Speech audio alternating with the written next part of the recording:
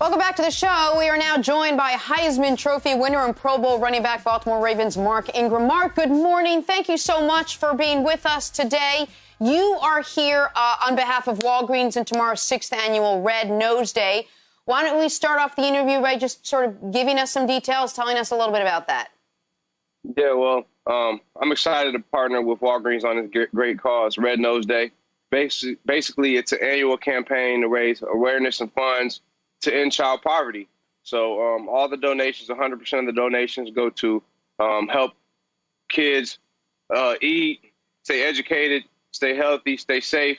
And I think that's very important, to take care of our youth and make sure they're good and thriving. So be able to partner with them on Red Nose Day is a blessing. And I'm excited that they, allow me to partner with them for this great cause. Mark, last year, you and that Ravens offense was the story of the NFL season. I know we put a disproportionate amount of focus in sports commentary on how a season ends, but over the journey of the season, you guys took the league by storm and you were a dominant, almost unprecedented offense in your guys' approach. What was that ride like throughout September, October, November, December, and watching not only what Lamar was doing, but what you as an offense as a whole were able to do?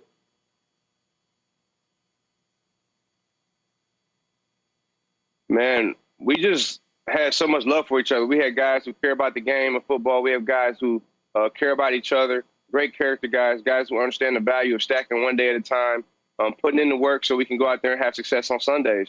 And we'd work hard all week long, and we'd go out there and we let it loose on Sundays, and we have fun doing it, man. When you're out there making plays and you're out there winning games, it's a great time. It's a fun time. And I'm just thankful to be in a great organization with great players, great ownership, great coaches.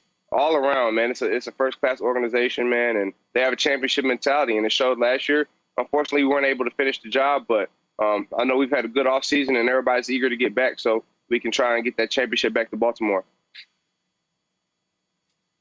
Mark, I saw a video of you working out, and the video was fascinating, and the caption was fascinating. I want to read the caption, then ask you a question. Working with my guy, Mark Ingram, on some combined hand-eye coordination and footwork endurance to improve disassociation of hands and feet with increased cognitive demand. Okay, so can you break that down in plain English? And specifically, what are you trying to accomplish with this drill, and how does it translate to the football field? Basically, that's very doctor terms, and it sounds awesome. So, no, but you're basically just trying to keep your foot going while catching these tennis balls that he's throwing at you, and kind of the disassociation of your feet and your hands. You can't concentrate on your feet, really, but you got to concentrate on your hands, so you got to be able to do it both, be effective while doing both. That was my first time doing the drill. Dr. Reef always comes up with some crazy stuff. This was helping me rehab my calf, which I kind of injured a little bit towards the end of the season. So it helped me rehab my calf. Also, a little bit of cardio, light cardio. You don't notice it right now, but you be breathing hard after about 10 sets of doing these different variations of footwork on this Bosu ball. But just putting work in, man. Just putting work in, trying to get better, trying to stay healthy, and trying to improve to, have a better year this year.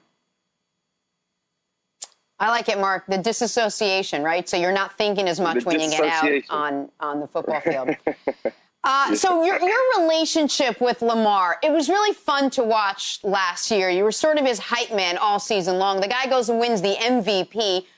Going into this season, how much better can he get? What is his ceiling, as well as we saw him play last year? I mean, you probably know him better than anyone. Man, I don't think he has a ceiling. He's just an amazing athlete, amazing football player.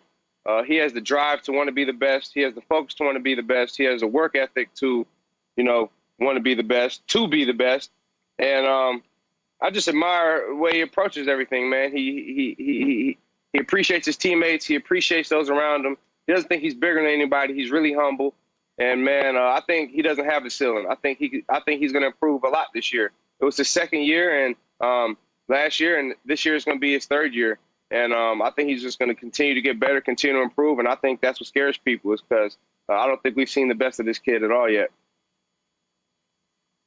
Mark, we've gotten to know Alvin Kamara a bit on this show. We had him on his rookie year. We've had him on a few times since.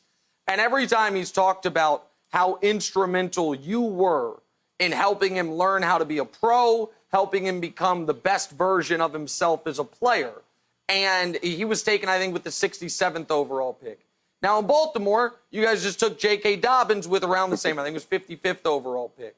You obviously have experience helping the highly touted, highly drafted running back out, but you also have the experience of the year after they draft that guy, you went and had to find a new home. So when you see J.K. Dobbins drafted, I imagine there's some push and pull emotionally for you, and I don't know if you can explain that to us from a player's perspective. Man, this is the NFL. They're always looking to find a young, new, fresh player. I don't think there's ever been a year in the league where I haven't had to compete in the running back room, or where they haven't tried to bring a young guy in that is going to be great for the team one day. And I'm not afraid of competition. I'm not afraid of having to prove myself year in and year out. And in order to win a championship and be a great team, you got to add great players. And New Orleans did that, adding Alvin, and Baltimore surely did that this year, adding J.K. and all the other picks we got. So we just try to grow together as a team. You try to iron sharpen iron, man. It sounds cliche, but it's true. Competition breeds excellence. So if everybody's running to their best abilities and playing to their best ability, it makes you have to elevate your game. So if everybody's elevating their game, everybody's playing at a high level every single week, every single game, and that gives you the best shot at winning a championship. So, you just welcome it, man. You welcome it, you work your butt off, and you don't worry about things you can't control. I can control how I prepare. I can control how I come into the season. I can control how I play. And, that's how it goes, man. I'm excited about him joining the room. I like him. He's reached out to me. We've been talking. And, I think we're going to have a great room, and we're going to do great things. Mark, I'm going to switch gears a little bit and ask you about the Jordan documentary, The Last Dance. And because I think you're an interesting person to ask this question to. We saw so much intensity, and Jordan refers to himself as a tyrant and being really demanding and at points mean to his teammates. Then we see some videos of the Ravens, and it's a big love fest, and it seems like the best chemistry in the NFL. How do you balance, or what was one of your takeaways from The Last Dance, and how demanding and meanness versus kind of joy and positive chemistry? I just think the environment of every team is different. And what Mike had going on, man, was second to none. That was my favorite team growing up. Watching him, he was my favorite player.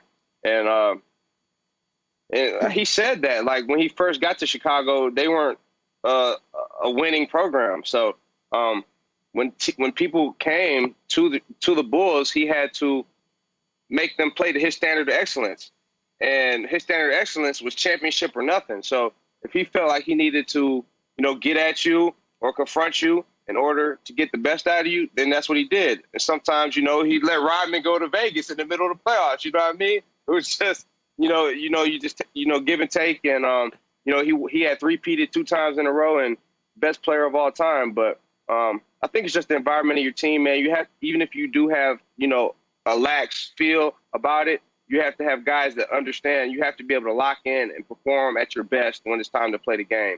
And, you can have fun. You can be loose. You can love being around each other. But when it's time to play the game, when it's time to kick the ball off, you got to lock in. You got to be playing at the best of your ability and at the highest level possible in order to, get a win for your team. So it's just a balance between the two.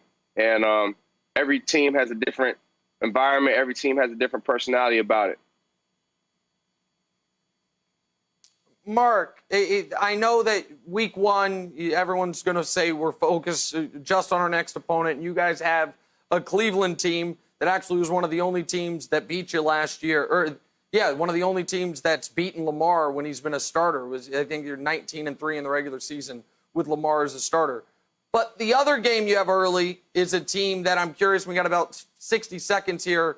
You've got Patrick Mahomes and the Chiefs in week 3. Most people think the best 2 teams in the conference. Have you circled that game on your schedule? We got about 35 seconds left. Of course, man. You got the Super Bowl champions coming to town. I know last year we had to go to KC. I think the year before that they had to go to KC. So just to have them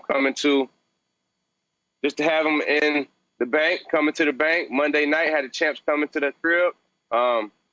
You know, that's something you definitely circle, something you definitely look forward to. In order to be the champs, you got to dethrone the champ. So hopefully that'll be our first step to being able to be champions. One of our steps. Mark Ingram, just to quickly recap, he's ready for the season, and he thinks Jordan was better than LeBron. I love it. No better way to end the show. Hey. Mark, thank you so much for joining us. I think we got to go. He didn't say I all think that. he said all that. Thanks for watching. Subscribe here to get the latest from the show. Also, be sure to check out more of the best clips from First Things First, or go watch a few segments from our other shows on FS1.